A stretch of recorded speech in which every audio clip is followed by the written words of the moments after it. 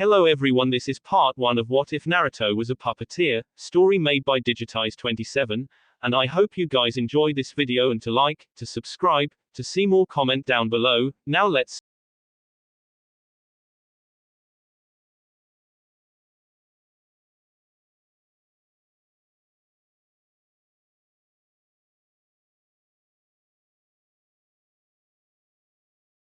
the elemental nations. There were many thoughts regarding the hidden villages that fell across the map.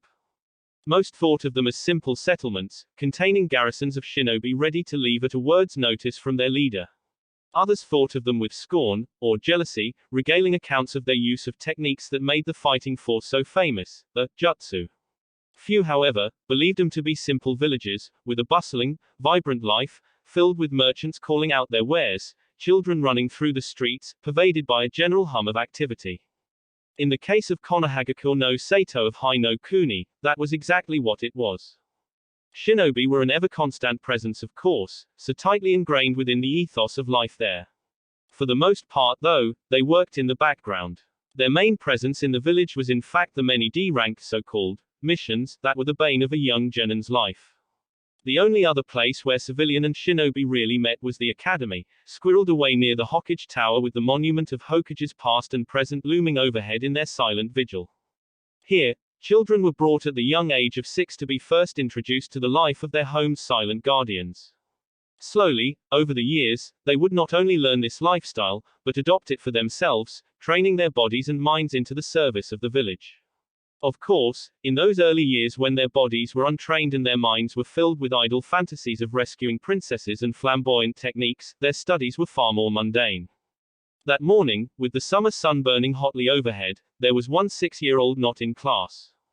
Uzumaki Naruto sat on a rooftop that gave him a prime view of the academy, a street away. At first glance, one might have thought he was skipping the class due to boredom.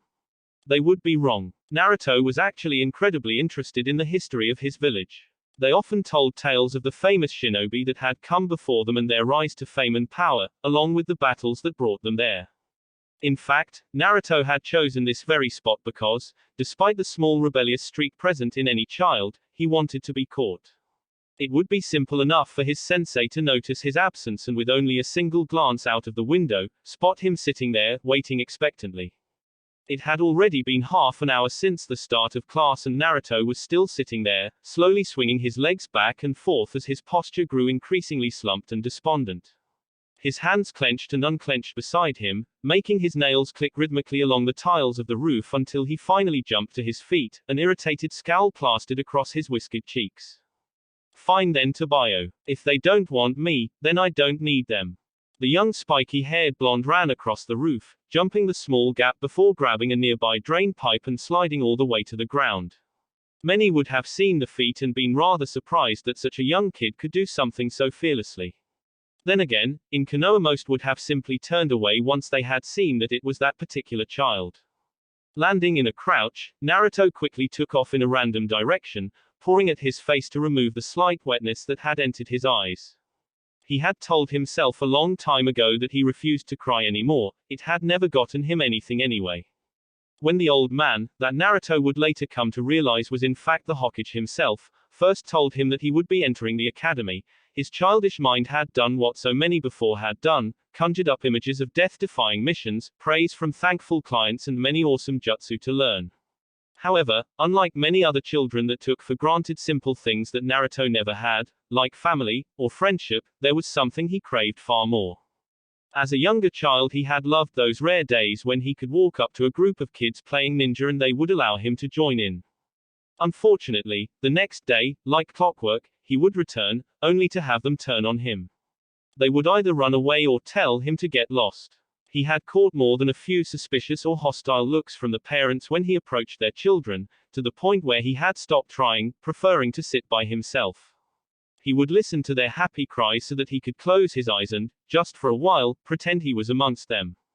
The academy was supposed to be different, he would be joining other kids looking to become shinobi. They would be learning together, as classmates. Those young, naive hopes had been soundly crushed within the first week. Both the children and sensei alike ignored him as if he carried some disease. At first he tried to persevere, hoping that if he showed he was good enough, like that Sasuke boy, they would see how good he was. A lot of the other kids seemed to have some training beforehand though, and there were a lot of things he just didn't understand in class. He refused to ask though, thinking it would make him seem stupid to the others. There's only so much a young child can take, which saw the blonde running away from the academy where he was obviously unwanted, just like in the rest of the village. He paused in a lonely street for a few seconds to catch his breath, considering where he should go now. A pang of guilt passed through him when he thought of the Ichirakus. His first thought had been to return to the ramen stand where he felt so warm and wanted. But Tuki and Ayami had seemed so happy when he told them about the academy, to return there just to tell them he had just given up. The idea hurt more than words could describe. A burst of determination flooded the young child. He hadn't given up yet. In a twist of fate, just as he resolved to return to the academy, walking out of the alleyway with a determined step, he managed to run into a large man going past. After a few mumbled curses, the man continued on with barely a passing glance, leaving the young kid sitting on the dusty street, clutching his head and suppressing tears. As he wiped them away, he looked up to see a large building he had only ever noticed in passing on the trip between his small apartment and the academy, the library. With a bright grin, Naruto burst to his feet with a previously hidden energy. Shibuki-sensei's words about the library flashed through his mind. He had told the class it was somewhere they could go to supplement their own learning, but Naruto had never bothered with it before as reading was difficult for him. If it helped him become an awesome shinobi that his classmates would respect and admire, he'd try just about anything. That was why around 10 minutes later he was happily walking out of the building with a stack of books that almost cut off his view of the path in front of him. He had expected some trouble from the librarian, but the bored-looking man lounging behind the desk, a shunin by his forest green flak jacket, had barely given him a second glance. It still bothered Naruto how the adults would always ignore him, as if his existence was so negligible it wasn't even worth noting. He wasn't going to complain on the rare opportunities it helped though. There was a truer than usual grin spreading his cheeks, turning his eyes into fox-like slits, as he jogged towards the training grounds reserved for academy students. There was one he was particularly fond of, that was fairly far away from the academy, because it was close to the real training grounds. Occasionally he could catch the sounds of shinobi sparring. As he sat down on the soft grass, books spread about him like petals of a flower to which he was the stem, he couldn't help but feel like this was a turning point for him. Ah, screw this, Tobio. Naruto clutched a book on chakra theory in a white-knuckled hand held over his head. The only thing stopping him from throwing across the clearing was the librarian's absent parting words on damaging the books.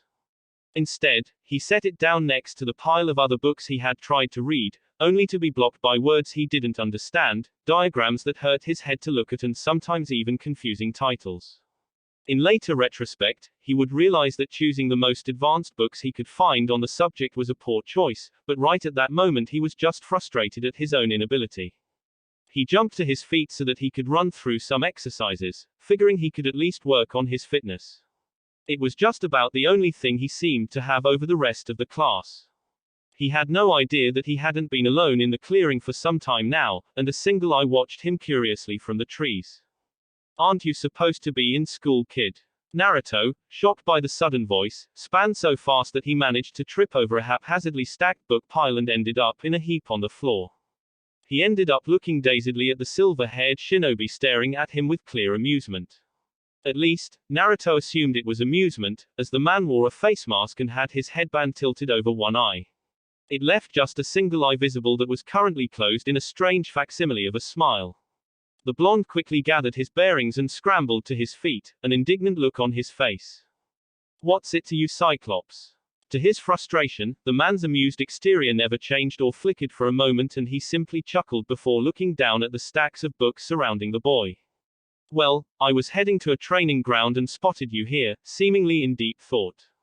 While I admire your work ethic, kid, maybe your studies would be a bit more effective with a real sensei. Naruto glared at the man suspiciously for a moment, thinking about what to say. This isn't the way to the training grounds, Cyclops, he pointed out suspiciously. Far from being caught off guard, the man only chuckled again, shrugging before scratching his head almost helplessly. Oh, well, guess I got rode on the road of life. Oh, and my name is Kakashi by the way, not Cyclops. Naruto blinked at the response, the more time he spent next to this man the more confused he got. Yeah well, whatever, I'm not going back to that place. Kakashi just quirked a single eyebrow, not that Naruto could have seen otherwise, and looked off absently in the direction of the academy. Oh, is that so? How else do you expect to become a shinobi? The older man almost seemed like he wanted to chuckle again, considering Naruto was increasingly looking like a bird that had just been doused with water, feathers ruffled and everything. I'll do it myself. I don't need people who don't want me. Kakashi tilted his head a little, oddly reminding Naruto of a dog, before giving that strange smile again. Ah, and I see that is going well based on all these books you've read. His tone was thick with sarcasm as he motioned to the books strewn about, none of them open past the 10th page. For the first time in the conversation Naruto allowed something other than indignation on his face as his cheeks turned a pale red hue. It's not my fault if the books all use stupid long words. They should just say what they are trying to say, Tobio. Kakashi suddenly surprised the younger boy by plopping to the ground, his head cocking to the other side again as he seemed to peer right through Naruto. Infuriatingly, even sitting down he was still at eye level with the diminutive 6-year-old. He continued to stare at Naruto, who grew increasingly weirded out, before finally giving out a thoughtful hum. No. Naruto blinked. The man had been silent for so long that when he finally spoke Naruto had just been expecting more. No. The man nodded succinctly, smiling again as if he had come across some great revelation with this simple word. No, I don't think your problem is the books, or the academy. After all, you seemed pretty quick to give up on both. Suddenly Naruto's face was red for a wholly different reason as he bristled, much to Kakashi's amusement again. Hey, I didn't give up, Databio. However, much to his chagrin, Kakashi simply waved away his angry words absently as if he was shooing some irritating puppy. Sure, but like I was saying, they aren't your problem. Naruto paused at that, suddenly feeling a little interested despite his previous irritation. Your problem is that you lack a goal, Kakashi summed up sagely. Naruto blinked, his anger gone as he slowly sunk to the ground, his shoulders slumping a little. A goal. Kakashi gave him an eye smile as he saw him become less aggressive, and a little more receptive to what he was saying. A goal, a driving force behind what you do, motivation so that you don't just quit as soon as it becomes a little difficult. Kakashi motioned towards the books again and Naruto rightfully looked sheepish, before looking back up at the Junin questioningly. So what should my goal be? At that, Kakashi could only shrug, still with the odd expression of his. I can't really tell you that, kid, it has to be yours, otherwise it's pointless. Naruto frowned at that, internally pondering just what could be his goal. It started to make him think about why he did anything in a village that didn't seem to even want him, which just made him depressed like what always happened when he was alone with his thoughts. It was the reason he was so fond of distracting himself, so he wouldn't have to think about these painful things. But you know, Naruto looked up as he saw Kakashi peering at him intently, smile gone and replaced with a more contemplative expression. A lot of powerful shinobi, like the Hokage for instance, make the goal to become strong enough to protect what is important to them, and Naruto was now rapt on every word Kakashi said. And Kakashi chuckled at the boy, suddenly reaching across to ruffle his hair, much to his annoyance. And, like the Hokage, you need to start at the bottom, in the academy, he concluded. Naruto groaned, pulling away from the man and his hand and clambering to his feet. Fine, I get it, Tobio. I'll go back. Kakashi stood up as well, mock saluting the boy with 2 fingers as he turned to leave. Don't worry about it too much, kid, once you have that goal, I'm sure you'll be fine. With that, he suddenly flickered before vanishing completely, making Naruto's eyes widen with awe. He walked forward a few steps to where the Junin had been only to look down as his foot landed on something that wasn't grass. At first glance he thought it was one of the library books, but it was too small. Picking up the nondescript black book and flicking it open to the first page, he realized it was filled with various profiles of different ninja, some of them clearly marked as Nuke Nin. Hey psych, Kakashi-san. The blonde called out into the trees, but when no answer came he looked back down at the book in confusion, wondering how the man had managed to drop it. With a shrug he threw it atop the pile of books he already had, frowning as he realized he was going to have to return them before going back to the academy. True to his word, Naruto did go back to the academy that day, simply walking into class during the second period and sitting down. The teacher said nothing, continuing his class like nothing had happened, even while the other kids whispered amongst themselves about the troublemaker. Far from his usual loud self, Naruto was surprisingly withdrawn during the rest of the day, thinking about the little black book he now had in his sleeveless orange hoodie's front pocket. He had tried to return it at the library with the other books, as he had assumed that was just what you did with books, but the Shunin had told him he couldn't just give the library any old book he hadn't checked out. So now he was holding onto it, his fingers clicking across the table as he felt its weight in his pocket. Looking up, he saw the teacher was writing maths equations up on the board, complicated things Naruto couldn't even begin working out. Instead, his hand almost subconsciously slipped into his front pocket, fingers tracing across the smooth book cover. He took it out and opened it up discreetly, idly flicking through the first couple of pages. At first it was just out of idle curiosity. After all, it was basically filled with pages of powerful shinobi, along with a bit of information on them. The more he read though, the more he found himself engrossed. These shinobi and kunoichi were from all over the elemental nations. Their headbands, scratched out or not, were showing a plethora of different symbols, some they hadn't even been taught about. All their skillsets were so different it almost boggled the young boy's mind how they had all become so powerful through such different methods. Then of course it happened. Naruto flipped the page and there, at the top, marking the shinobi's rank and therefore ability, was a large, bold S. Naruto paused, looking at the page to see if he had gotten it wrong, but sure enough it was an S, the highest rank a shinobi could be given. Akasuna no Sasori. That would be the name engraved into Naruto's mind for the remainder of his life. At first glance Naruto could see a lot of similarities between himself and the young-looking red-headed teenager staring blankly out of the page at him, the spiky hair for one. As he read down he only grew more intrigued, completely uncaring that this man was also a Nuke Nin. Puppeteer. At that moment Naruto had no idea how much reading that one word would affect his life, but he knew he was interested. The whole concept seemed to appeal to him. Building puppets to use in fighting almost sounded like making your own friends, ones that would never be able to rebuke or disappoint him, because he controlled them completely. Slowly a grin spilled his features as he read on, the lesson continuing around him forgotten. It was almost disappointing when he reached the end of the profile. He immediately flicked through the book to find more puppeteers, but there were only a few B ranks, nothing as impressive as the supposed repertoire Sasori had at his command. It was disappointing, but it didn't get Naruto down. For once he had found something that honestly and truly interested him, something to aim for, to be good at, to become powerful with. A goal. The rest of the day passed far too slowly for Naruto's liking. As soon as the last bell rang he was out of the classroom so fast it was as though he had used the body flicker. It took him only a few minutes at that pace to reach the library, and he immediately rushed up to the desk where the bored Shunin still sat, leaning back on his chair and flicking through a small orange book. Much to Naruto's annoyance though, when he asked for a book on puppetry the man had looked at him with a raised eyebrow and a snort before walking off and coming back with a children's book for beginner puppets, unfortunately not the type Naruto wanted. What's this, Tabayo? The Shunin didn't really seem interested in talking, instead returning to his little book, at least until Naruto threw the offending manual at the teen, nearly causing him to fall backwards off his chair. Oi! What the hell was that, Gaki? Naruto just returned the angry expression as he motioned to the brightly colored book now lying on the floor. That's not what I asked for, you jerk. The Shunin with the bandage across his nose simply picked up the book with an indignant sneer. It's about puppetry, ain't it? He tried to force the book back into Naruto's hands but the blonde simply looked at it as if it were vegetables in his ramen. Yeah, the stupid kind, Tabayo. Naruto didn't care about some silly civilian form of entertainment, his puppets would be awesome and scary, not for cheap laughs. The Shunin just looked confused as he scratched his head.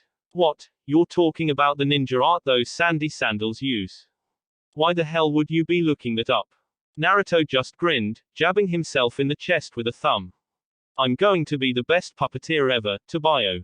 The Shunin stared at the kid for a good few moments before bursting out laughing, walking off into the bookshelves before returning a few moments later, still wiping at his eyes from his laughter as he plopped a book into Naruto's hands. That's a good one, kid, a Konoha shinobi becoming a puppeteer. Sorry to burst your bubble, but that's a secret art, and damn if Suna don't guard their secrets like a merchant does his purse. Naruto looked down at the book. It seemed pretty old and seemed to contain accounts of puppeteering from a Konoha perspective during the Second Shinobi War.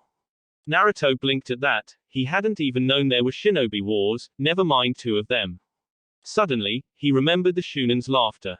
I don't care, I'll do it anyway. The older shinobi looked at him for a few more moments before shrugging and sitting back down. Knock yourself out, kid. Hell, if you manage it, I'll be able to laugh at those Sunanin having one of the prized arts being figured out by a gaki. Ignoring the last comment due to his mixed feelings regarding the veiled encouragement, Naruto just nodded slowly before rushing out and back to his apartment. That evening he stayed up reading that old book until lights had begun going out outside his window. There was definitely nothing technical and not even a single insight for how the ninja craft could possibly work, but he had begun to gain a glimpse at how it might be done. First and foremost seemed to be these chakra strings Suna shinobi seemed to be able to make. Now he just had to figure out what the hell chakra was. A niggling feeling in the back of Naruto's mind told him that learning puppeteering might just take a while, and more than a few trips to the library. As Naruto sat on his favorite stool in Ichiraku Ramen, slurping at his noodles and listening to the bustle of the village behind him, he reflected on the past few months. Surprisingly, once he had set a goal in his mind, he found it a lot easier to think. Instead of his thoughts drifting to his past, he simply focused on what was now important to him. It was both liberating and enlightening. For instance, he was amazed at the ease it took to unlock his own chakra, managing it just a few days after first learning about puppeteering from helpful instructions he found in a book. Making it usable, on the other hand, was, and continued to be, a problem. Controlling the energy that now coursed through his body posed a challenge he had never imagined before. Considering they hadn't begun to teach it in the academy, despite many of the clan children already having it unlocked, he could get no help there. He was instead forced to rely on his new home away from home, the library. Even then, the explanations offered by the many books on the subject were both difficult to understand, and rather long. Naruto was a doer, not a reader, but all the same he persevered, always keeping that goal clear in his mind. He had gotten it to the point where he could expel his chakra from his fingers, definitely a step in the right direction in his eyes. Unfortunately, every advance was met with another roadblock. Creating strings out of his chakra proved to be damn near impossible. The problem was that chakra had no real substance. When it came out of his fingers, it was just a wispy, purple, steam-like substance. It was somewhere between a liquid and a gas, with the consistency of a cloud. How he was supposed to turn that into something tangible, that could actually latch onto a puppet, was far beyond him. Considering Konoha had never invested time into working out how puppeteering worked, even the library couldn't help him on that front. Maybe his control was simply lacking. While it was true he could somewhat push and pull the wispy chakra he emitted, it wasn't to any great degree. Maybe if he just worked harder at those chakra control exercises he had been reading about, he could manage a short thread and just make it longer over time. He sighed into his ramen, already feeling a small headache form as he thought of all the leaves he was going to disintegrate before he could get that damn exercise down. What's the long face for Naruto-kun? The blonde looked up, spotting Ayami staring at him from the kitchen in the back of the stand. Tuki must have stepped out for a while. She was kneading the dough that would eventually become the ramen noodles. Watching her or Tuki doing that as a kid had always calmed him, just watching as they span the dough, stringing it out, spinning it more before pulling once again, on and on, until they could form it into the thin, thread-like. Naruto's eyes suddenly widened as he looked down at his hands incredulously, wondering just how stupid he had been to miss something so obvious. Suddenly, and to Ayami's great surprise, he vaulted the counter and threw his arms around the older girl, a beaming grin lighting up his face. You're the best, Ayami-ne-chan. As quickly as the hug came, Naruto was gone, vaulting back over the counter and off in the direction of his apartment. The poor ramen waitress was left shell-shocked and confused, blinking once or twice before chuckling to herself, shaking her head at the young boy's antics. The moment Naruto got home, he leapt over his couch and grabbed the small wooden doll he had left there the previous night. It was a simple thing that he hadn't even made. The academy used it in their anatomy lessons and Naruto had simply taken it one day. He had thought having something to aim at would help him create the strings. Even if it hadn't, he still kept it around anyway. Now though, as he placed it in front of him, he couldn't keep the smile off his face. He quickly felt through his body for the surge of energy contained deep within and brought it to the surface, focusing it to his fingertips. Where before he simply allowed the wispy blue chakra to steam out of his fingers, this time he did his utmost to spin it, trying to coil the insubstantial mist into a thread. His eyes widened greatly as instead of the purplish mist he usually got, he found an almost conical stream exiting each of his fingers. He was so surprised that he immediately lost control, and the chakra quickly dissipated into the air. He didn't care at all. Yes. He jumped up in the air, pumping his fist up with his exclamation of excitement as he did a small dance of happiness around his table. It certainly wasn't a thread, but it was something, and Naruto could work with something. He could finally feel his dream coming together. Unfortunately, Naruto had no idea that, finally, would take more than 6 months. It took him that long, practicing every day after school, before he could form anything even vaguely reminiscent of chakra strings. It was slow going, both because forming them as he was inefficient and tiring, so he couldn't practice for long, and occasionally he would practice too hard and end up burning out the tenketsu of his fingertips. Those incidents cost him weeks of practice at a time before his chakra system could heal. That wasn't to say they were time wasted. Once he had gotten over the initial stigma, Naruto had actually found a lot to be enjoyed in reading, and not only about his favored art or how to advance as a shinobi. Each book was like a portal to a different world, one where he didn't have to remember his past or focus on the ignorance the villagers gave him. Reading became his solace in a gray, ignorant world. He had even taken to doing it in class, not that his teachers cared. In the end he had finally managed to form the thrice damned threads, only to realize he had no idea how he was supposed to attach them to a puppet. Another 3 months of refinement passed before he figured out the trick, purely by accident. He had gotten frustrated and tired after almost an hour of attempting it on the little wooden doll to the point where he began to lose control of the threads, making them fray at the ends. When he realized this and tried to fix them, they were still touching the doll, and with the next twitch of his finger the doll's arm had jerked forward. Naruto had fallen over his chair in surprise. Naruto walked slowly through the streets of the village. He had just left the academy, his last day of the first year in fact.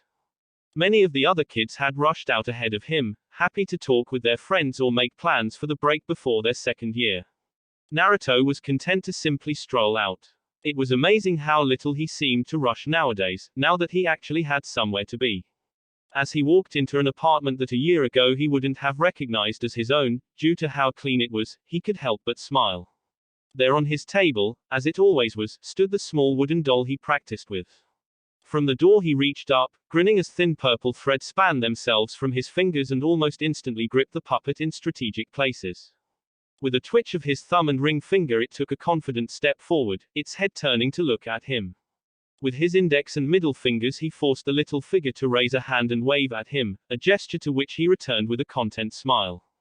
For a few minutes he made the doll run around, flipping and dancing about as his hands moved and his fingers flexed. He laughed as it performed a particularly flamboyant move of running up a wall, at least until the stunt caused a piece of paper he had tacked there to fall off and drift to the floor. He reached down to pick it up, only for his bright grin to suddenly sober as he realized what it was. A long time ago he had torn Sasori's profile from the bingo book and tacked it to his wall, as a reminder of his goal. Looking between the torn page and the wooden doll that, ironically, had its head tilted up almost expectantly, he frowned. He had no reason to be happy right now. It took all of his fingers to even control a puppet this small, and his chakra threads were so visible they actually glowed. Compared to the mastery Sasori had over his art, it was pitiful. The man was reputed to control 10 puppets at a time, a skill only his grandmother and the founder of the puppet art, Monzaemon Chikamatsu, had ever accomplished. Slowly Naruto's hand clenched into a fist. He still had so much to do if he wanted to reach his goal. This was just the beginning. It was sometime during his second year of official shinobi training that Naruto realized he truly despised the academy.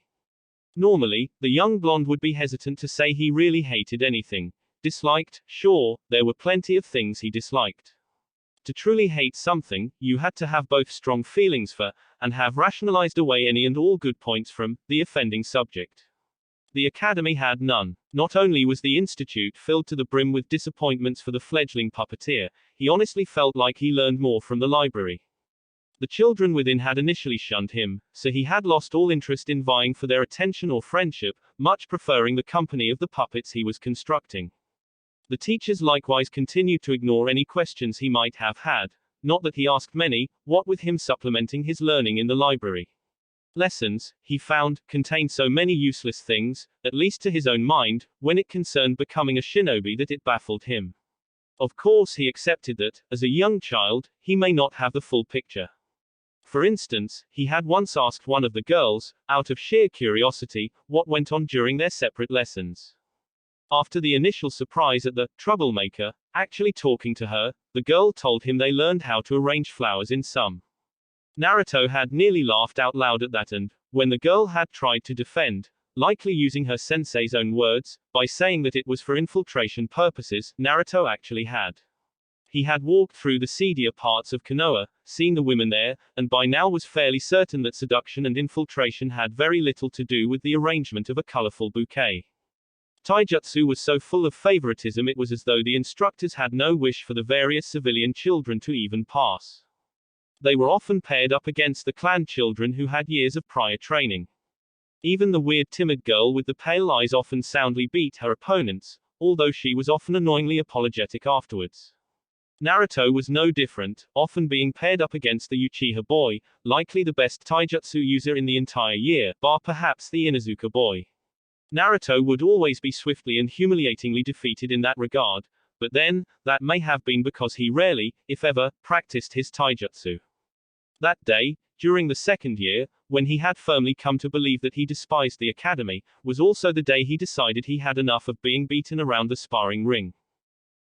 Let's see, how about Uzumaki Naruto AAAAANND, Uchiha Sasuke, Anazawa-sensei, the second-year academy instructor, called out to the awaiting crowd of students just outside the sparring ring. Almost immediately, the young Uchiha strode out into the ring. It was a simple affair of a long rope marking out a roughly circular boundary. A few moments later and Naruto, who had been hanging towards the back of the crowd, also walked in, a little more slowly. Anazawa raised an eyebrow at the way the young blonde was walking, as it seemed awfully stiff, but passed it off quickly enough. He had only called out the pair because it was always amusing to watch the blonde get beaten around the ring, never giving up, even when faced with an obviously superior opponent. Make the seal of confrontation. Sasuke did so with a bored expression while Naruto held up his hand, his face oddly passive as he slowly moved his fingers into the right pattern. Seeing that they had done so, Anazawa stepped out of the ring, hand held up before he brought it back down. Hajime. Instantly, the muttering and quiet chatter in the group of students ceased as they realized that, unlike usual, Naruto had not sprung forward to charge recklessly at Sasuke. Instead, the boy slowly moved into what appeared to be the academy style, something nobody had seen Naruto use before. Deciding to just get this over with, Sasuke moved forward, his speed impressive for his age as he darted towards the blonde. He figured he would try and go for the one-hit knockout, sending a straight punch for the boy's face while actually aiming for his stomach. His eyes widened incredulously when Naruto's knee suddenly appeared between them, blocking his attack while the blonde himself leaned back, letting the feint pass overhead. He continued to surprise everyone by bringing his other leg up with more speed than he had ever shown before, cracking Sasuke right in the chin and sending the boy flying back, but not out of the ring. The boy got up slowly, his eyes wide as he rubbed his chin.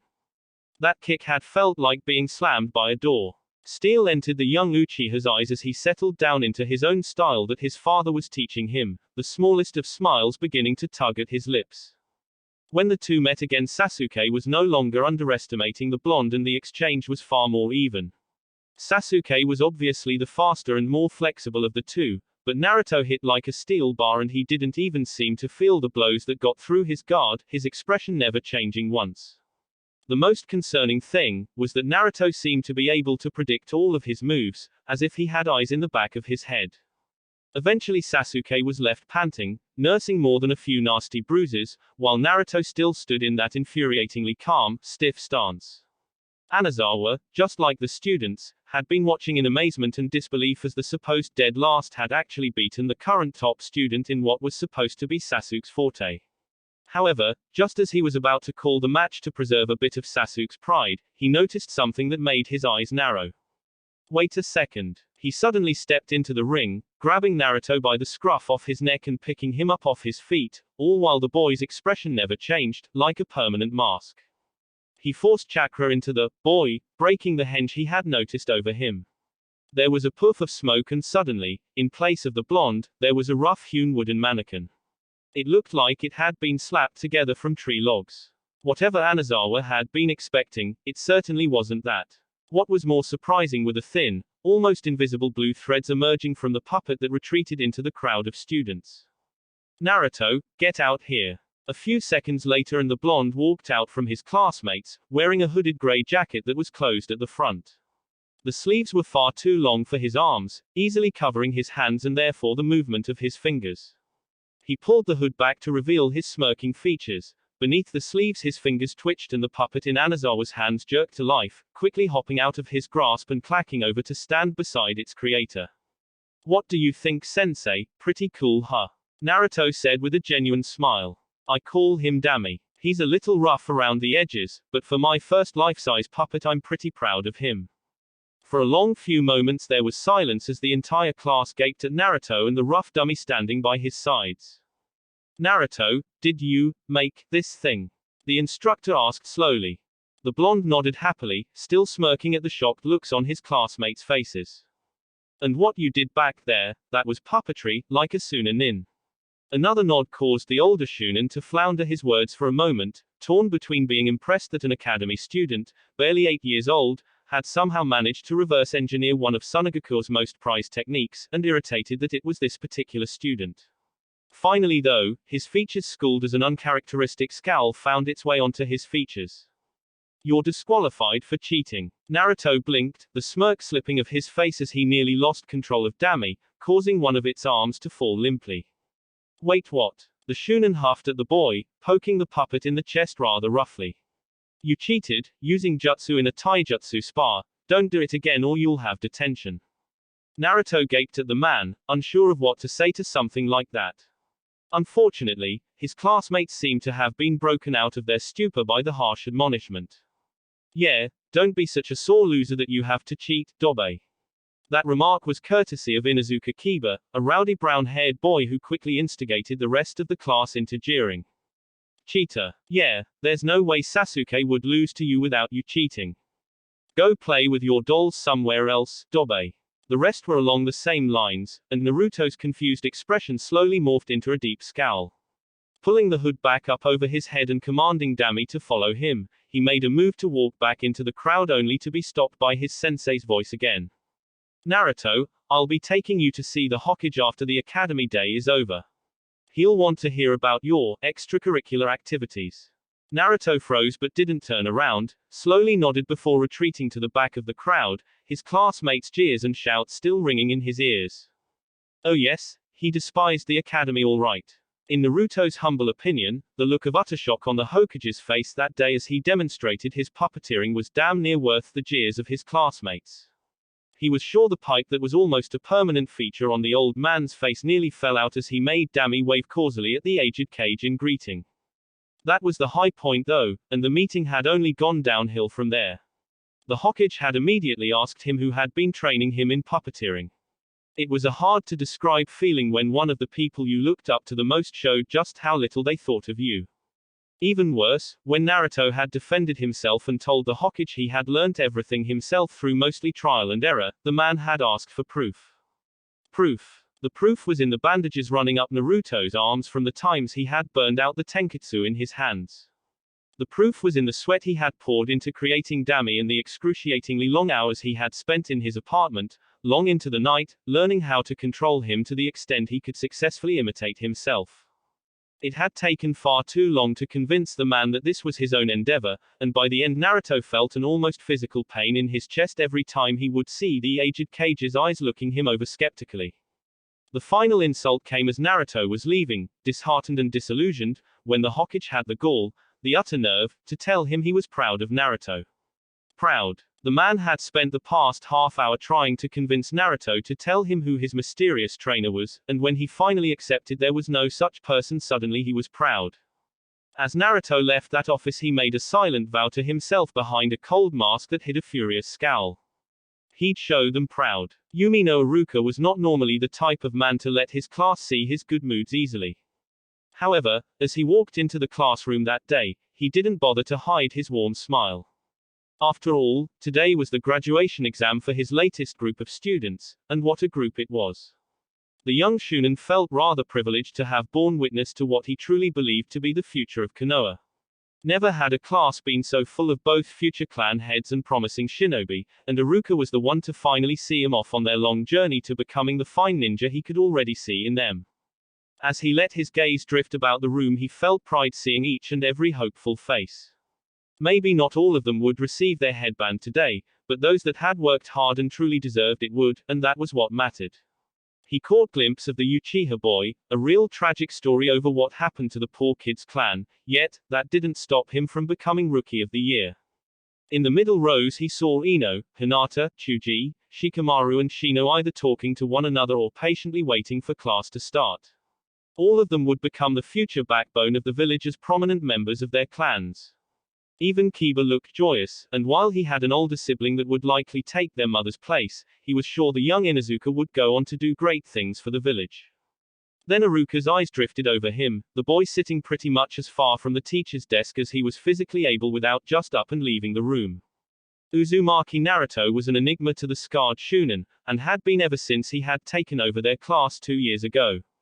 He had been told the boy was a boisterous, loud-mouthed brat to begin with, but sometime during his second year he had simply stopped, fading away into the background. Around the same time the instructors had seen an almost meteoric rise in the blonde's grades, so much so, that he had begun to threaten some of the top students' positions like Sasuke and Sakura, academically at least. On the physical side of things he suffered greatly, not that the cause of it was unknown.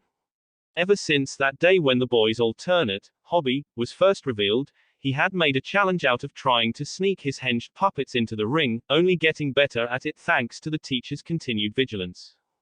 To this day Iruka could rarely tell the difference between the puppeteer and the puppet, which he supposed was the point. It was often said through gritted teeth, but nobody could disagree that what the boy showed in his ability with a purely reverse-engineered technique was undoubtedly prodigious skill. One day though, it just stopped. Naruto's grades took a massive dive almost overnight. However, not for the reasons many thought, or even hoped for. No, it was blatantly obvious Naruto was purposefully lowering his grades, almost as if he was taunting the academy. He consistently kept his grades at the point where he was riding the curve, always just within graduating boundaries, effectively making him the dead last once more. It didn't take a genius to see he was purposefully rubbing out correct answers. One day Iruka had decided to just mark the faded answers anyway, as they were still technically correct. The next day when Naruto handed his work in the answers were rubbed out even harder, until the blonde had almost ripped the paper. The boy always wore a hood nowadays that shadowed his features, but Iruka definitely saw a smirk on his lips that day. Nobody had any idea why he had suddenly decided he wanted to be the dead last, but then, nobody could figure out Uzumaki Naruto at all. The boy would sometimes miss 2 or 3 days of school entirely, coming in on the third day looking worn out, ill, or covered with various injuries. Honestly, Iruka swore that sometimes it looked like the boy had just gone out and poisoned himself. His arms were consistently covered with bandages, and one time when they had slipped off during a taijutsu spa he had actually participated in, they revealed reddened, burned flesh along with many inflamed dots the Shunin could only assume were the boy's tenketsu. Over the years the dark shadows under Naruto's eyes, that were clearly a sign of prolonged sleep deprivation, only grew worse and Iruka was fairly certain they were now a permanent feature on his face. Likewise, the previously tanned complexion he had bore as a younger child was gone. The kid had paled considerably, leading Iruka to believe he was staying up long into the nights, rarely venturing from his apartment. Even those were difficult to spot now as the boy had also taken to wearing tinted orange goggles that were almost visor-like. They covered the majority of his upper face when worn. If they weren't on his face, then they hung around his neck, showing half-lidded, bored-looking eyes that gazed out at the world as if through a pane of glass, detached and uncaring. The young instructor eventually tore his gaze from Naruto, trying to shake his head of the thoughts that always appeared as he looked at the boy. Instead, he coughed into his hand trying to get the class to quiet down. As per usual, that did nothing. Why did he ever believe it would work, when it hadn't for the past 2 years?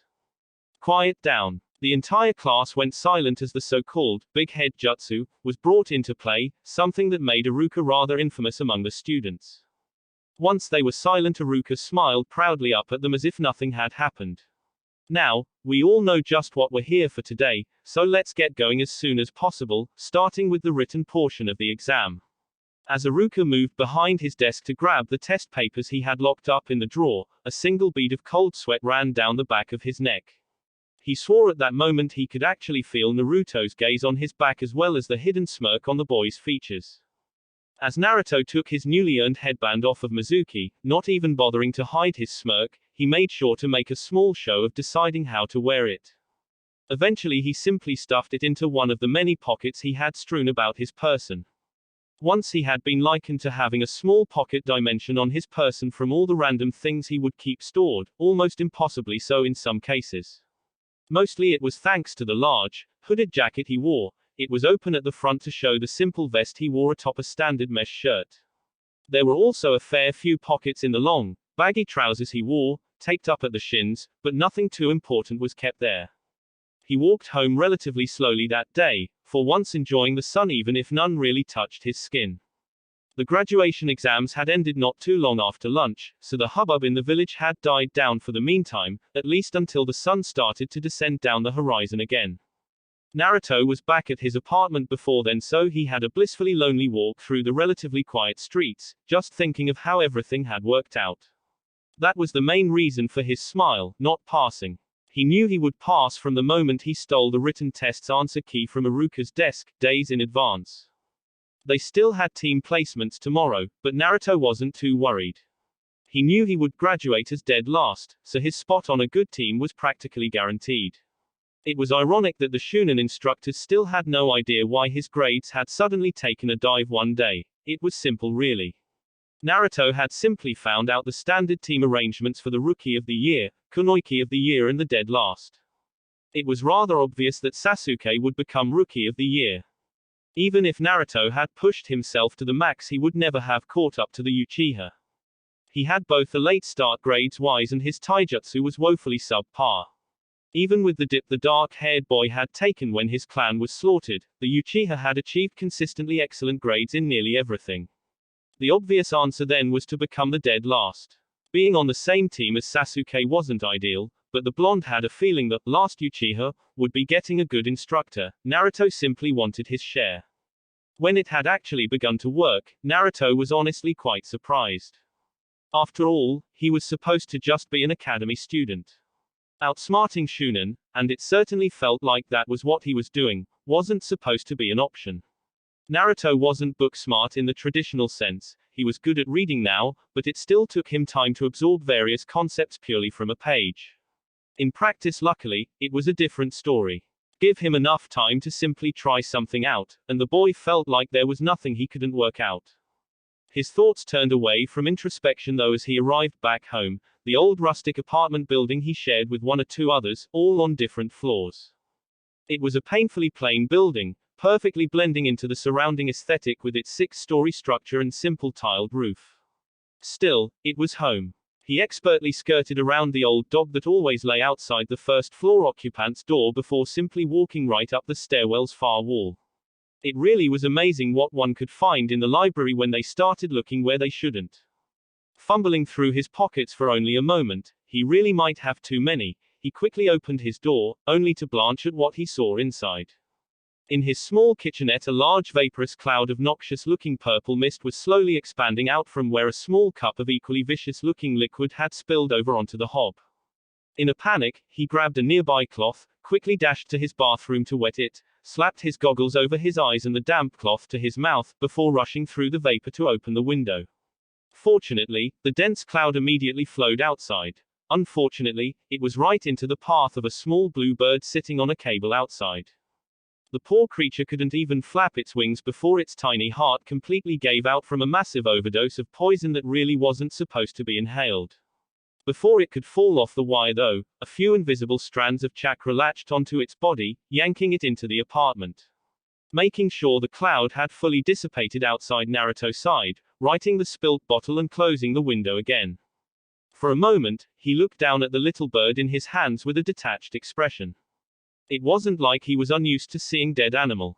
He had to test his poisons on something. Then again, that something was more often than not himself. There was a reason he often missed whole days of the academy to recover. On a brighter note, he had observed there was a lot more motivation to come up with antidotes when he had the poison coursing through his bloodstream. Plus, he had to have been developing some sort of immunity or resistance by now, right? With a thoughtful look, he held the bird out in front of him with his chakra threads, moving them about to find the most strategic places that could manipulate it with the least amount of effort. He quickly eliminated 6 fingers, leaving one on the back of its neck, one for each wing joint and another split between its little clawed feet. Suddenly the bird shuddered into some facsimile of life, fluttering its wings experimentally before hopping onto a nearby workbench. Its head cocked so that its glassy, unseeing eyes looked over at Naruto.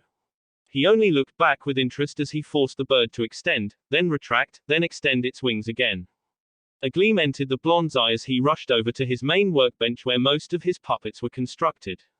He quickly but carefully moved Dami out of the way. He wasn't even sure why he kept the old puppet, probably just sentimentality. Naruto shrugged internally as he set the bird down before grabbing his tools from the nearby hook, a bright grin on his face as ideas swam through his head, just waiting for him to pick out the ones that would connect together like one big jigsaw. It was probably going to be another sleepless night for him. Kakashi felt like putting his face in his hands as he looked over his new genin team. Well, he would see about that soon enough. First, there was Sasuke, who was pretty much how he had expected the boy. Not exactly a good thing, but it was workable. The kid simply needed some attachments to his village and to seriously tone down his obsession with his brother, at least if his introduction was anything to go on. When he had walked in on the team 3 hours late to the team placements, the Uchiha had been over by the wall, glaring out of the window, not saying a word as he entered late, even if the irritation was obvious. Sakura was unique. If Kakashi was expecting something different from the top kunoichi, he regretted it now. The girl certainly had a one-track mind if nothing else. Oh yes, her one-of-a-kind introduction said that much about her. She had been the one to scream at him for being late in a rather shrill voice. He sincerely hoped that was just a phase. Still, the grades couldn't be that misleading. He was sure once he got her out in the field and got a feel for her skills, he would see what the academy instructors saw in her. Then there was Naruto. When he had walked into the classroom, the boy had been sound asleep at his desk. His body covered up almost as much as an aberrame. Even now his head kept occasionally nodding forward, and his already lidded eyes looked ready to close. The shadows under his eyes were far too deep to be healthy, and yet this boy was supposed to be some sort of one-of-a-kind prodigy. Forgive Kakashi if he couldn't quite see it. He wasn't entirely sure why he was considered a prodigy. The man had sort of skimmed over the academy reports. Hell, if the kid's introduction was anything on what he'd be dealing with over the coming months, Kakashi couldn't wait for his team to fail like all the others. Yondaim's legacy and last Uchiha be damned. Alright then, Kakashi was sure there was a large drop of sweat rolling down the back of his neck as he forced his eyebrow not to vanish into his hairline at Sakura's introduction. Sure, he'd call it that for now. How about you, Blondie? He turned, only for the sweat drop to grow exponentially larger. Naruto had at some point in their statement simply fallen asleep, his face resting against his chest as he miraculously stayed sitting up. Hey, Naruto. Don't fall asleep. You're as bad as Shikamaru.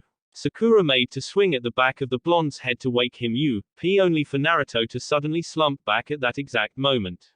Sakura's swing went wide and she lost balance, awkwardly collapsing over Naruto's unconscious form, the impact on his chest jolting the young puppeteer awake. He blinked once, half-lidded eyes looking down at the weight pressing against his chest. Sakura, get off me. The pinkett immediately scrambled up of the boy, scooting more than was necessary along the bench away from him, her face a virulent red and her eye twitching uncontrollably. More sedately, Naruto also got up, looking tiredly around at the silver-haired Junin and sullen Uchiha who were staring back at him with varied expressions. Sakura avoided his gaze as she tried to keep her face from matching her hair color. What did I miss? There was that sweat drop getting bigger again as Kakashi forced an ice smile to his face. We were introducing ourselves. It's your turn. Naruto blinked wearily, looking as though he would much rather be asleep. But then, he didn't want to make a bad impression on his sensei. My name is Uzumaki Naruto. There was a long awkward pause as the blonde began to feel unnerved by the stares he was receiving. He had no clue that to his classmates he was just as much of an enigma as he was to his instructors. He used to be that troublemaking kid, but then one day he had just faded away, only really being noticed in his absence. Even Sasuke was mildly intrigued by the only other introverted kid in their class.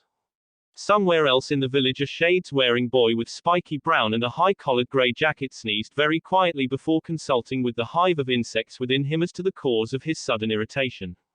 And Naruto just raised an eyebrow at the silver-haired man. And what? The Junin raised his hand, ready to continue, but decided against it, letting it drop to his side lamely. Never mind, that'll do. At this point Sakura had recovered and both she and Sasuke were staring at Naruto and Kakashi strangely.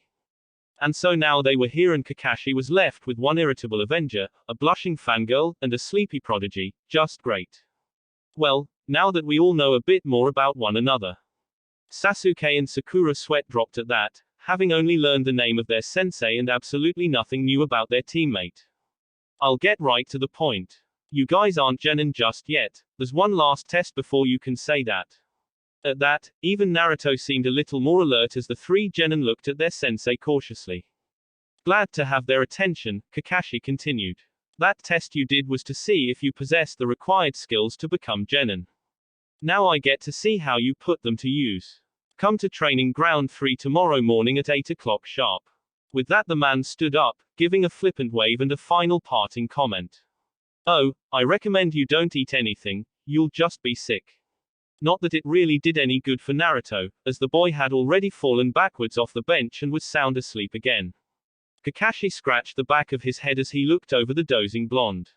Oh, and someone tell Naruto, okay. Without another word his body flickered for a moment before vanishing entirely.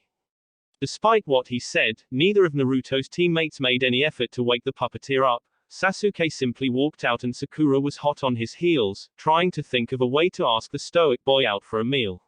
A few moments later, when he was certain he was alone, Naruto's eye cracked open and a grin alighted on his lips. Now the real fun began. Or, maybe in another 5 minutes. He really was quite tired. Wataru was a fairly plain man by his own standards, a bartender by trade due to a leg injury forcing him to resign his post as a shunin. He had done nothing especially exciting in his life, having been too young to have had any meaningful part in the Third Shinobi War, and never going on any unique or life-changing missions. However, that didn't mean he wasn't content with his life. He was able to ease the problems of weary ninja, listen to their stories and sometimes even pick up a bit of interesting information. That was why, when another brown-haired, dull-eyed shunin that he didn't recognize walked into his bar and took a seat on one of the counter's empty stools, he gave the man a friendly wave and a saucer of sake. You look tired, kid. Rough mission. The shunin accepted the drink, picking it up and staring at it for a moment before tipping it down his throat in one go. Immediately, the poor teen's eyes went wide as he began coughing into his hand, making Wataru smile and pat the kid on the back. Whoa there, kid, take it slow. It's like you've never had a sip of sake before. The brown-haired teen smiled back weakly, wheezing a little as the burning in his throat subsided. Yeah, that helped a little. Wataru grinned and took to collecting a few of the empty bottles scattered over the counter. I bet it did. Why don't you talk about it? The shunin looked down at the now empty saucer before shrugging half-heartedly. Sure. Why not? You know that Kakashi guy. The bartender gave a quick nod. He had heard enough stories both from and about the man to have a clear enough picture of what he was like. I just came off a mission with him. Wataru gave a quick barking laugh as he began to wipe down the counter. It was getting late and soon a lot of the older shunin and junin would be stopping in for the late night rush. I bet that was rough. I heard the man can be a slave driver on missions, yet at the same time manages to be as lazy as those dogs he summons. The young shunin gave a small chuckle as he put a bit of money down on the bar. Wataru responded by sliding him a full bottle of sake. Yeah, I guess that summed it up pretty well. It was a pretty routine mission, but just having a junin there really cranked it up notch. Wataru nodded again, making long motions with the cloth over the counter until it gleamed back at him. I bet it did. Those guys can be pretty intense. The shunin took another sip, a smaller one this time, and only shuddered a little at the burn. Tell me about it, he muttered. Then again, those habits of his sure are something. Wataru smiled down at the counter, seeing his face reflected back at him from the freshly polished gleam before turning a grin on his lone customer. Ah, I guess you mean him being late all the time. Man, if I haven't heard more shinobi grumbling about his tardiness than I have complaints about that guy fellow. You know, one time, I heard he was almost 4 hours late, to a Junin meeting of all things. The Shunin laughed, looking a little rosy around the cheeks as he took another sip from his saucer. No kidding. He was about an hour late just to turn up to the mission. Both men shared a chuckle at that before Wataru leaned over the bar a little. You know, I gotta ask, I hear all these crazy rumors about the guy having a Sharingan under that headband of his. The Shunin's eyes widened ever so slightly. What do you know about that? The teen blinked before smiling sheepishly, taking another quick sip of the sake. Sorry I couldn't tell you, he had that thing down for the whole mission. All my squad mates were wondering what he had under there. Wataru sighed as he leaned back, slightly disappointed. Ah well, I guess I'll find out eventually. Bag, a mysteries that Kakashi fellow. The Shunin just nodded before inclining his head and pushing back off the stool. Well anyway, thanks for the drink. He walked out quickly, leaving Wataru to continue wiping down the bar. Anytime kid, oh I never did catch your. The Shunin was already gone. A few moments later another patron that had been sitting in a corner booth put down some money and wandered out. Wataru thought that was a weird one, wearing his hood up all the time and only ordering a glass of water. Then again, he used to be a Shunin so he knew ninja were all sorts of crazy. Outside, the hooded figure walked down a few streets, subtly tailing the mousy-haired teen before watching the same brown-haired Shunin walk down a nearby alleyway. He quickly hurried after him only to find the brown-haired teen waiting there for him. There was a moment of silence before the figure pulled down their hood, revealing a head of spiky blonde hair. Naruto had let his hair grow out a lot since he had started in the academy. The result was longer, thinner spikes that might have given him an almost Bishounen appearance when combined with his lithe frame and almost constantly narrowed eyes. You continue to amaze me with your acting skills, Dami. A chakra thread attached to his hand twitched and suddenly the Shunin burst into smoke, revealing nothing more than a man-sized puppet. Naruto had long ago refined Dami into what stood before him today, shaving him back, smoothing out his body, articulating more joints and adding many compartments for general storage. The puppet lacked any defining features like a face, and had lost many of its combat capabilities with the change, but Naruto used him more for information gathering. Or perhaps, it is people's stupidity that amazes me, Naruto shrugged, unfurling a scroll from one of his many pockets before using it to quickly seal his puppet away. Taking out a notebook, he quickly jotted down what he had learned that night from the few other places he had visited. It was a good thing he had decided to use puppets instead of going himself, or he would have been quite drunk at this point. Cross-referencing what he had learned with the information he already had, he grinned in satisfaction. Seems the introduction was unnecessary, sensei. I think I know everything I need to. Absently, he swung a small bell out of his pocket and listened to it tinkle gently. More importantly, I know the trick behind this test of yours. There was no way he was being sent back to the academy. The next day when the three genin arrived at their predetermined time, only two of them were hungry from missing breakfast. All three looked tired from the early hour, but then, Naruto always looked tired so he didn't really count. Sakura and Sasuke were slightly surprised when Naruto casually walked up to the meeting point on a small red bridge carrying a small stack of books. When he sat down on one of the bridge's wooden railings and began reading through the first at a surprising pace, it took Sakura almost 2 minutes before she finally commented. Naruto, what are you doing? The blonde didn't even look up from his book, an interesting if not rather stylized account of the Sanin's battle against Hanzo of the Salamander. Passing the time until sensei arrives. I hate not making the most of my time. Sakura raised her eyebrow at the blonde and looked down at the small stack of books. It would take her a good few hours to get through them back to back. Sasuke looked over from where he was leaning against the railing, mildly interested at hearing the blonde say more than he had in the past few months. How long do you expect to wait? Naruto simply smirked beneath his hood, letting out a small breath of a laugh but didn't give an answer, making Sasuke's eye twitch in annoyance. Before he could comment, both his and Sakura's stomachs let out simultaneous growls causing him to grumble and her to go bright pink from embarrassment. You two should go get something to eat while you can. Both of his teammates looked at the young puppeteer oddly, but it was Sakura who spoke. But Sensei told us not to. Again, Naruto never looked up from his book. In fact, at that moment he quite calmly licked his thumb and used it to turn the page. Sensei advised us not to eat. There is a difference. Unless you think you'll be sick from a mere test. Seeing Sasuke rise to the bait, Naruto hid his smirk as the Uchiha pushed off the railing. Unless you have food in those bottomless pockets of yours, I don't think we'll have time to just walk off and get breakfast. Naruto shrugged noncommittally, flipping the page again. Sakura was actually a bit surprised by the rate he was reading. He often read books in class, which for some reason the instructors ignored, but never at this pace. It seemed he was at least keeping an ear on the lessons. You might be surprised, but I figured you'd say as much. Still reading, he quickly withdrew 2 wrapped sandwiches from his jacket and threw them at his teammates. Sakura fumbled with hers a moment before looking at it, her stomach rumbling its own 2 cents. But Sensei said she was surprised as Naruto suddenly cut her off by raising his hands, flapping them like a mouth. But Sensei said, both she and Sasuke blinked at the perfect impersonation of Sakura's voice, down to the slight whine and pitch. Sasuke's eyes narrowed at that, wondering at this new piece of information about the blonde enigma. I didn't know you could impersonate people's voices. He waited for Naruto's reply, why only to turn as a voice suddenly sounded from behind him. Oh, I don't know Sasuke-kun, there might be a lot you don't know about Naruto. Sasuke swiveled at the sound of Kakashi's voice, only to see thin air behind him. It made him frown and look about for a bit before seeing Naruto smirk. What are you looking for, Sasuke-kun?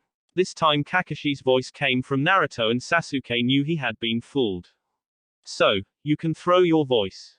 Naruto shrugged. Stop pestering Naruto-kun, Sasuke Barker.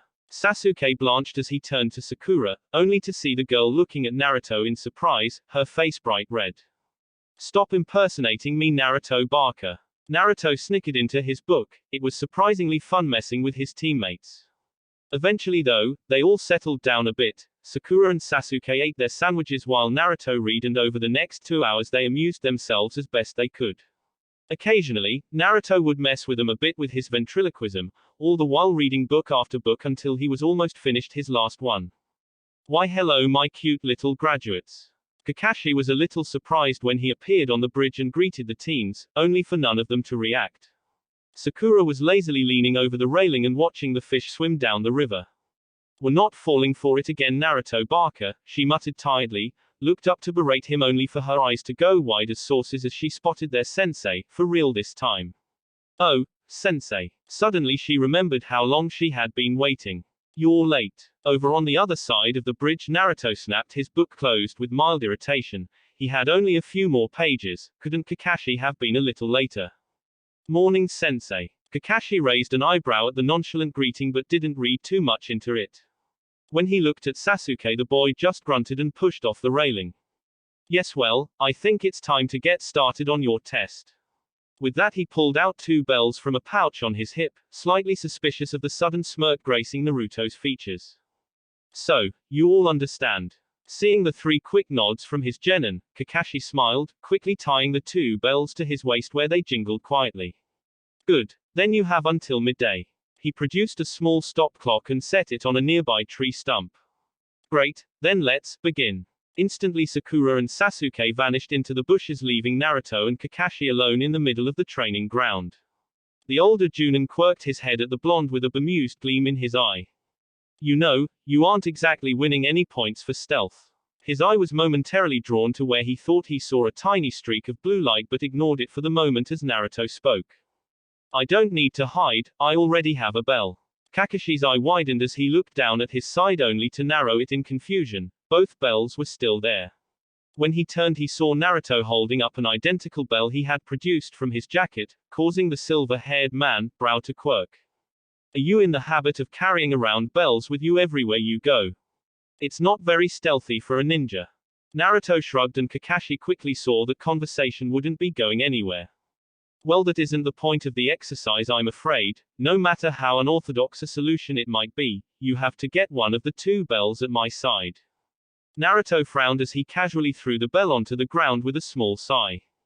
I figured it wouldn't be so easy.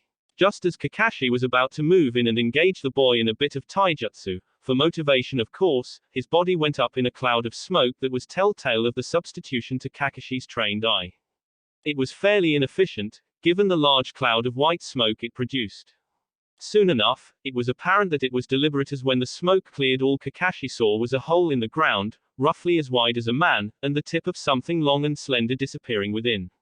Seeing that put the masked Junin on guard, it made him think that perhaps he should have given the academy reports a bit more attention. For a few minutes that felt much longer than they were, Kakashi stayed in that same position, slightly confused by his students' lack of aggressive action. All the while he kept an eye on the ground, wary for whatever had burrowed underneath the soil after that substitution, perhaps a summon. No, Kakashi quickly shook his head of that. It was absurd to think that a fresh genin not only had a summoning contract, but could actually produce something larger than a small dog. For a moment, he was tempted to lift his headband. It would be easy enough to see what was hiding beneath him then. He couldn't. That would be acknowledging an academy student to be at the level even some Junin hadn't pushed him to. His lone eye widened slightly as he noticed his own shadow becoming just slightly larger, looking up in time to catch the glint of a kunai, just shrouded by the light of the midday sun. He caught the extended arm easily enough and brought his knee up to counter the follow-up kick, throwing his attacker over his shoulder only to be surprised to see Sasuke crouched in a three-point stance. You shouldn't be so focused on me, sensei. Kakashi's ears twitched, forcing him to turn and see a small hail of glinting shuriken barreling towards him. He caught one with ease and used it to bat away the others, only to wince as the muscles in his hand suddenly locked up. In his haste and complacency, he had missed the slight purplish hue of poison lacing the shuriken. At least they had the intent to kill down. He turned as Sasuke went on the offensive again, using the slight advantage of Kakashi's temporarily paralyzed hand to almost scrape the bells in a brief exchange of fists. Shanaro. What he definitely wasn't expecting was, as he was locked in a brief bout with Sasuke, for Sakura to suddenly appear from the trees behind him, peppering the two combatants with as accurate kunai throws as she was able. It was painfully obvious that she had only ever practiced against stationary targets, as all it took was maneuvering Sasuke between him and the pinkett to get the Uchiha to break off the attack or risk being perforated. It was almost a shame, the two displayed such a good attempt at teamwork, now if only Naruto would. As the dark-haired boy jumped back, Kakashi only caught his smirk at the last moment before his lone eye widened at the small detail he was forgetting. Something burst right from the earth behind him, and as Kakashi turned to what he expected would be Naruto, his shock only grew. What had appeared could certainly not be considered human, even if its top half was undeniably female. More alarmingly though, the thing just seemed to open up all of a sudden, releasing veritable hail of kunai in a wide arc, mostly focused on Kakashi. In his shock at the thing's sudden appearance and, well, its appearance, Kakashi could only do his best to weave between the obviously poisoned weapons. To his shock, he heard the telltale sound of steel slicing through a cord. Sure enough, from the corner of his eye, he spotted the two shiny bells flying away from him. As he tried to reach for them, something long and thick whipped out at him, forcing him to bring up a guard. As he was thrown across the clearing with surprising force a genin shouldn't be able to muster on their own, he was able to see the bells land somewhere around where the genin had started the exam. Looks like we win, sensei. As Kakashi landed in a three-point crouch in the middle of the field, Naruto took that as his cue to drop down from a nearby tree he had been hiding in. He joined Sasuke and Sakura as they walked over to where the bells had fallen, making Kakashi give the three genin an ice smile. Oh really, but what are you guys going to do now? After all, there are only 3 bells. Naruto simply gave the man what could almost be considered a genuinely confused expression as he crouched down and picked up the bells, all 3 of them. What are you talking about, sensei? There's enough here for all 3 of us. To demonstrate, he tossed one to Sasuke before doing the same for Sakura. At that Kakashi blinked, before remembering the bell Naruto had so casually tossed away at the start of the exam. Sure, Kakashi could call the blonde out on it and say only 2 of them could pass, but then he'd just be forcing the pretense of the test and not acknowledging its subtext. Not to mention the bells were all generically identical, so there was no way to be certain which were his 2. Well, what can I say, you 3? He let out a small sigh before giving them all one of his best ice smiles, which were pretty much identical to all his other ice smiles. There was only so much emotion you could convey with only a quarter of your face revealed. You pass. At that, both Naruto and Sasuke let out a satisfied smirk and Sakura did a small dance of excitement. It warmed Kakashi's heart to see how happy it all made them. Quickly enough, he turned his attention back onto the thing now slithering over to Naruto's side. Now that he had a better look at it, and wasn't trying to defend himself against a swarm of poisoned weapons, Kakashi realized quickly enough that it was a puppet. It was a little disturbing though, with the upper torso of a woman, her hair done up in long dreads, and the lower half of a giant snake. It almost reminded him of something he might see in Training Ground 44. Its eyes were completely whited out, giving it a cold, emotionless look. Its mouth revealed a set of long, sharp teeth that gave it a vicious smile when Naruto was so inclined to make it do so. Funnily enough, a puppeteer was one of the few ninja professions Kakashi could never claim to have fought against. That would have been his father. Naruto, just what is that thing? Now that their excitement had worn off, both Sasuke and Sakura were looking at the puppet warily as well. Naruto on the other hand was smiling at it, patting the mostly wooden construct on the back fondly. You like her? I call her Ramia. Kakashi just chuckled nervously at the boy. Who was he to belittle his hobbies? He really regretted not reading those academy reports now. Well, okay then, as of today we're Team Kakashi. Man, that felt strange to say. I guess we'll meet back here tomorrow morning at the same time for training and missions. He didn't miss the excited gleam entering all his students' eyes at the mention of missions. The reality, he figured, would be quite the surprise. Yarne. With that, he gave a friendly wave before vanishing in a puff of smoke, however, not before he gave a little though to their performance today. It was a rather remarkable display of teamwork for a new team. Maybe he had finally struck lucky. Naruto sighed as he appeared in the tree line after his successful substitution. He had no idea how fast the Junin would be, so he couldn't know if he would get away in time, but he had. A satisfied smirk lit up his face before he made a note of the position he had thrown the bell down. Making sure he had it firmly in his memory, why he darted off from the tree branch, all the while manipulating Ramia into place so that she would be ready to pounce at the right time. He'd likely waste all of the kunai he had stored in her body, but, well, Kakashi had told him to aim to kill. It didn't take him all that long to find Sasuke, although the boy seemed slightly startled by his sudden appearance. It was remarkable how few people thought to look up when they in turn were looking down on someone. What do you want, Naruto? The blonde just grinned as he hopped down onto the branch with the Uchiha, keeping a wary eye on Kakashi from the vantage point. It obviously hadn't been long enough for the man to try something to lure him out. Good. I'm here with a proposition. Sasuke's eyebrow rose in intrigue, but he said nothing. Let me guess your plan. You were going to wait until either me or Sakura attacked Kakashi, then use the opening to try and make a dash at the bells, right? Sasuke's face gave nothing away, but he didn't deny it either, making Naruto smirk. How about instead, you and Sakura create the distraction? Your taijutsu would be much better for keeping Kakashi busy while Sakura lowers his guard, and I'll be there to swipe the bells when he least expects it. And boy would the Junin not expect him.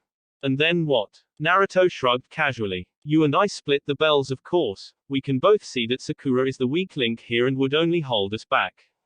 Sasuke snorted quietly, not wanted to give away the position. Says the dead last. Naruto gave the Uchiha a deadpan stare for a moment. Please Sasuke, we both know I'm as much a dead last as Shikamaru is. Sasuke's brow quirked at the comparison, but after a moment of consideration he finally nodded. Fine. I'll go along with it for now. If you fail, I'll always have an opportunity to go for the bells myself. Never let it be said Sasuke couldn't acquiesce to a better plan with humility. Naruto just patted him on the back with a bright smile. That's the spirit. And with that he vanished into the surrounding forestry again, leaving Sasuke alone to come up with a way of getting the drop on his vastly superior opponent. Sakura nervously bit her thumb as she lay down under a bush, hoping that one of her teammates would attack their sensei soon. The thought of going up against a Junin was daunting, even if she believed Sasuke would find some way of getting the bells. As she racked her brain for some way to be of assistance, Naruto appeared behind her, unable to resist the opportunity to scare his teammate. Hey Sakura. The girl would have let out a shriek of surprise if, in the same movement, Naruto hadn't covered her mouth. Quiet, remember. We're trying not to alert Sensei to our position. After she had given a disgruntled nod to show she understood, Naruto released her. What are you doing here, Naruto Barker? Naruto internally sighed at what he was about to do before allowing a small frown to play over his features. I came to tell you that, I understand. Sakura blinked at that, not quite understanding what the blonde meant herself. I get that at the end of this, only two of us will become a team and, he bit his lip, looking away for a moment. And I don't want to get in between you two. Sakura blinked olishly at the suddenly bashful boy in front of her. Had Naruto always been like this beneath that hood? What do you mean? Naruto smiled sincerely, or it at least looked that way. I don't want to get between you and Sasuke. I'd felt terrible if I ended up on a team with him, knowing that you were left behind, unable to pursue your love. Not to mention things would only be awkward if it was us two on a team, alone. A little pink entered Sakura's cheeks at the suggestion. With his hood down and his messy hair falling about his head like that, Naruto looked almost cute. So what? Her voice was slightly meeker than she would have liked it to be, and with a start she realized she could hear the blood pumping in her ears. Naruto just gave another small smile as he began to back away. I already talked to Sasuke about it and we came up with a plan. At the end, you two will get the bells. He chuckled sheepishly as he began to walk away deeper into the forest. All you would need to do is provide a bit of support with kunai or shuriken when you see Sasuke fight Kakashi. He ran a hand through his hair almost bashfully, making the long spikes sway. I guess another year of the academy wouldn't be too bad. With that he took off, leaving a startled and red-faced Sakura behind. Her eyes widened. A few moments later and he appeared on a branch that gave him a good overview of the training ground, still quietly chuckling under his breath. His teammates were going to be so annoyed when he realized he had played them. Maybe they'd be okay after they pass. Still, their reactions would be priceless. Naruto almost felt like skipping home. The feeling of perfectly executing a plan like that was indescribable. He had Ramia safely sealed away in her large scroll, about the size of his forearm, which was concealed in a pocket on the back of his vest, hidden in turn by his jacket. He always had reservations about using scrolls to carry his puppets, as if the scroll got damaged anything within became irretrievable, but there were no better options, so Naruto was forced to learn a bit of the art. If for nothing else, so that he wouldn't have to carry around great big puppets that more often than not were larger than he was. Ramia, for instance, was generally about 7 feet tall when reared up, but she was almost 20 feet in length from head to tail, easily enough to constrict a man, or hide a multitude of weapons. She was currently Naruto's favorite puppet and likely the one he would be using in combat for the foreseeable future, until a better idea came around. Dami was certainly useful for what it was, a glorified mannequin, but he held no real combat capabilities anymore. Ramia, on the other hand, was built purely for that purpose, with every aspect created so she would be as efficient a fighter as possible. But then, Naruto conformed to an ideal of change. If a better idea came along, or he thought of a more efficient system, there were always opportunities to change things. He found himself humming a nonsensical tune as he walked into his apartment, taking a moment to breathe in the heady aroma of brewing poisons, fresh wood and various animal scents. With an uncharacteristic smile he gently tapped the glass of a small habitat box he had built, watching as what at first appeared to be a long, thick stick slowly woke up and reared its head, revealing a long grass snake. Afternoon, Hisu, feeling hungry. The snake lazily raised its head at the blonde, flickering its tongue for a few moments before laying back down to sleep. I guess not, Naruto shrugged as he went about unsealing Ramia. He didn't like to keep his puppets in their scrolls for very long. Hisu, as uninspired as his name was, actually served as the partial inspiration for Ramia. That, and controlling a puppet's legs was surprisingly hard. However, his first few attempts at creating a human-sized snake puppet had been painfully ineffective. The skeleton of a normal snake just wasn't designed for the load the larger size presented. He still remembered how he had gone about fixing that. A younger Naruto, only 11 years old, walked into the dangoya cautiously. He had been going around the village, asking a few shunin and junin where he might find a giant snake. It would be great if he could find something that already existed in nature to base his puppet off. For whatever reason, everybody he had asked pointed him to this place with a nervous expression. As skeptical as he was that a simple dango hut would hold the answers he was looking for, he had no better leads. Unfortunately for him, the place was almost barren considering the lunch rush was over almost an hour ago. The only people there were the owner and a purple-haired kunoichi. Sighing, Naruto just decided to get this over with. Hey. Anko looked up from her food and sake, quirking an eyebrow at the runt of a kid looking back at her. Surprisingly, it was actually at her and not her mesh-covered chest. What do you want, Gaki? Naruto looked about with a small sigh. I asked a few people and they said this was the place to go if I wanted to find a giant snake. Anko's brow shot up in amusement as her eyes twinkled in time with the sadistic grin on her lips. Oh really? And what would a little runt like you be looking for such a dangerous creature for? Naruto's eyes narrowed at the patronizing tone. What does it matter to you, exhibitionist? Anko's eye twitched and a large tick mark appeared over her eye. At least the kid had guts. Her grin took on a sadistic edge. Well, you came to the right place. You wanna know where to find giant snakes? She fumbled about in her pockets for a moment and Naruto had to wonder how she kept anything with such skimpy clothing. Finally though, she emerged with a pen and paper and began jotting a rough, hasty map that was barely legible. Here, go to this training ground, you'll find all the giant animals your heart could want. Naruto looked at the childish map disbelievingly for a few moments before shrugging and grabbing it, much to Anko's joy. Almost an hour later the woman emerged from the dangoya, still snacking on her favorite treat with a satisfied smile. Briefly her lips quirked down, feeling a bit of worry for the young kid she had sent into a very dangerous place purely out of irritation. Just as she was resolving to go and find him, or what was left of him, she heard a ruckus down the street. A few civilians were whispering to themselves and with a start Anko quickly realized why. The kid was back, only he wasn't alone anymore. Somehow, he was dragging a snake, longer than twice Anko's height, down the street by the tail. He looked to be struggling with it but just about managing.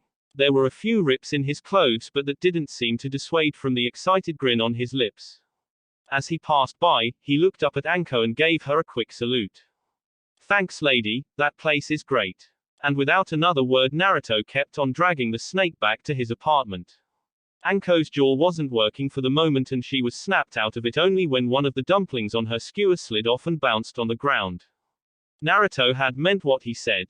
Training Ground 44 had turned out to not only be a massive boon to his puppeteering, what with all the giant examples of animals it held, but also managed to launch his training in poisons forward by leaps and bounds.